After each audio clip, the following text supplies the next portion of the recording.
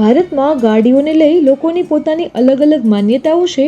કેટલાક લોકો તો નવી કાર કે મોટરસાયકલ ખરીદ્યા બાદ સીધા મંદિરે જાય છે। અનેક લોકો એવા પણ હોય છે જેમની ગાડીઓના ડેશબોર્ડ પર દેવતાઓની તસવીર હોય છે, તો કેટલાક લોકો ટુ વ્હીલર પર માતાજીની ચૂંદડી બાંધે છે। તેમનું એવું માનવું છે કે વાહન ચલાવવાનું કામ મુશ્કેલ હોય છે અને તે એક રિસ્કી બાબત છે। આ સમયે ભગવાનના આશીર્વાદ આપણી રક્ષા કરે છે।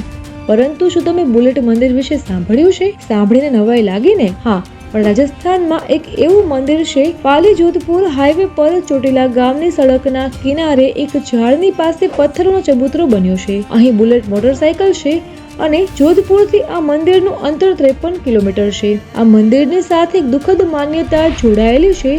1991માં એક જીવલેણ અકસ્માતમાં રાજસ્થાનના પાલી જિલ્લાના ઓમસિંહ રાઠોડનું મોત થયું હતું।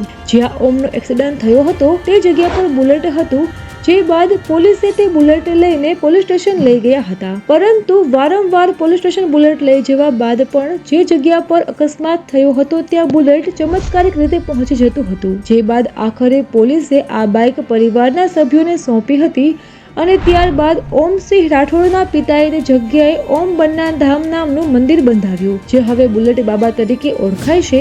તો માન્યતા અનુસાર ઓમ બન્નાની ભટકતી આત્મા પ્રવાસીઓને તેમની મુસાફરીમાં મદદ કરે છે। જો તમે ક્યારે આ સ્થળની મુલાકાત લો છો તો તમને આ ઘટના સાથે જોડાયેલી ઘણી ચમત્કારિક વાતો સાંભળવા મળશે। તો મિત્રો, બીજી તરફ મંદિરની આસપાસના ગામવાળા તો ઓમસિંહ રાઠોડને પોતાના ભગવાન સમજે છે। એટલું જ નહીં, રાજસ્થાન સિવાય પણ દૂર દૂરથી લોકો અહીં બુલેટ બાબાની પૂજા કરવા માટે આવે છે।